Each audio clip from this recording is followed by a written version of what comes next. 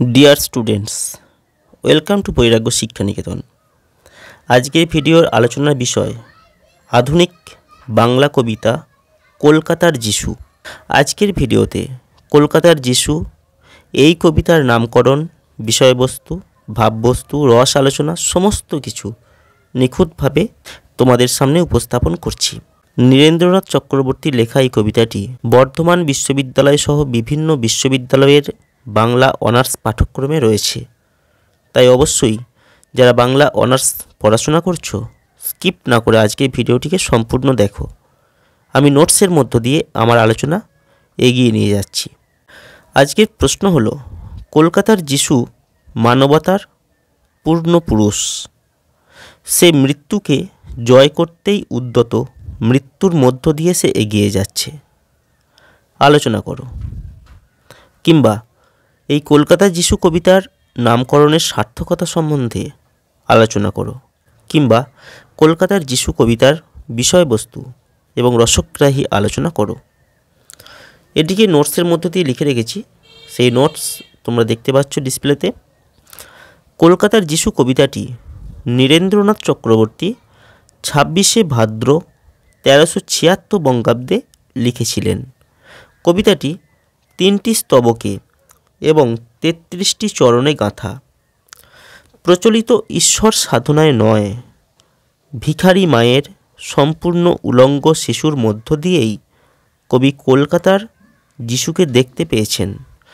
যে যিশু বা যে শিশুটি টালমাটাল পায়ে জনতার আর্তনাদ, অসহিষ্ণু ড্রাইভারের দাঁতের ঘষ্টানির ভ্রুক্ষেপ না করে বিশ্বকে দুহাতে পাবার জন্য মুহূর্তে চলমান জীবনকে থামিয়ে দিয়ে রাস্তা পার হচ্ছে।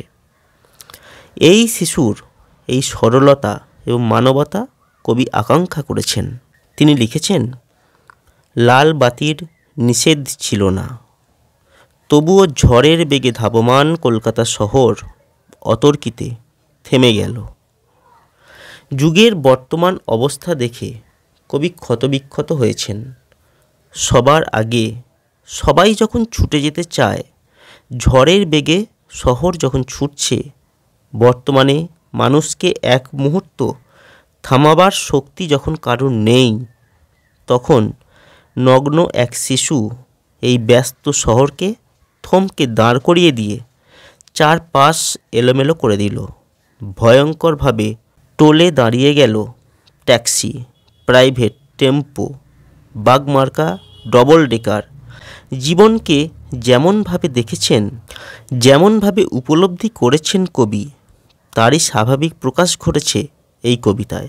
কবি লিখেছেন, গেল গেল আর্তনাদে রাস্তার দুদিক থেকে যারা ছুটে এসেছিল, ঝাঁকামুটে ফিরিওয়ালা, দোকানি ও খরিদ্দার, এখন তারাও যেন স্থির চিত্রটির মতো শিল্পীর ইজেলে লগ্ন হয়ে আছে।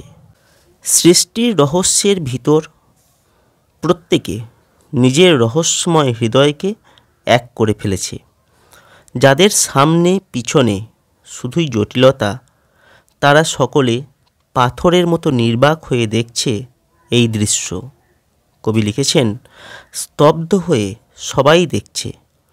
টালমাটাল পায়ে রাস্তার এক পাড় থেকে অন্য পাড়ে হেঁটে চলে যায় সম্পূর্ণ উলঙ্গ এক শিশু। শিশুটি যেন সময়কে ছাড়িয়ে যাওয়ার প্রতিশ্রুতি রেখেছে। বর্তমান যান্ত্রিক সভ্যতায় গতিকে তার ছোট ছোট টালমাটাল পা থমকে দিয়েছে কলকাতার ব্যস্ত চৌরঙ্গি পাড়াকে। তার সাহসী উচ্চাকাঙ্ক্ষী হৃদয় বর্তমান শহরকে ভেঙে চুরমার করতে চায়। উলঙ্গ এই শিশু কলকাতার বুকে নতুন করে প্রাণ প্রতিষ্ঠা করতে চায়। স্বাভাবিকভাবেই কবিতায় এসেছে রোদ্দুরের চিত্রকল্প। যুগ যন্ত্রণা থেকে মুক্তিই হলো রোদ্দুর। অমলকান্তি রোদ্দুর হতে চেয়েছিল। এই নগ্ন শিশুটিও কলকাতার বুকে অতি দীর্ঘ বল্লমের মতো রোদ্দুর এনে দিয়েছে। রোদ্দুর প্রাণের প্রতীক, আর তাই মায়াবী আলোয় ভাসছে কলকাতা শহর। এমনই লিখেছেন কবি। অতি দীর্ঘ বল্লমের মতো রোদ্দুর আর ছোট্ট শিশুটির টালমাটাল পায়ের শক্তি মিলেমিশে গেছে এই কবিতায়। শিশুটি সমাজের পরিত্রাতা, সেই শিশুটি নররূপী নারায়ণ। কবি লিখেছেন, ভিখারি মায়ের শিশু, কলকাতার যিশু, সমস্ত ট্রাফিক তুমি মন্ত্র বলে থামিয়ে দিয়েছ। আসলে কবি একটি ভিখারি শিশুকে সামনে রেখে মানবতা বোধের চৈতন্যময় দুয়ার খুলতে চেয়েছেন। গৃহবন্দী হয়ে থাকলে সমগ্র বিশ্বের সঙ্গে যোগাযোগ ঘটবে না। মৃত্যুকে তুচ্ছ করে সামনের দিকে এগিয়ে যেতে হয়। আনন্দময় সত্তার গভীরে পৌঁছাতে হলে সব বাধা কাটিয়ে উঠতে হবে মৃত্যুকে তুচ্ছ জ্ঞান করে। শিশুটি মানবতার প্রতীক। মানবকে সে সমগ্র বিশ্বের মাঝে প্রেমের অমর সিংহাসনে প্রতিষ্ঠা করতে চায়। কলকাতার যিশু তাই সমগ্র বিশ্বকে পেতে চেয়েছে হাতের মুঠোয়। গীতায় বলা আছে, পরিত্রাণায় সাধুনাং বিনাশায় চ দুষ্কৃতম ধর্ম সংস্থাপনার্থায় সম্ভবামি যুগে যুগে। অবক্ষয়িত মূল্যবোধে নিমগ্ন কলকাতাবাসীকে উদ্ধারের সংকল্প নিয়ে শিশুটি পথে নেমেছে।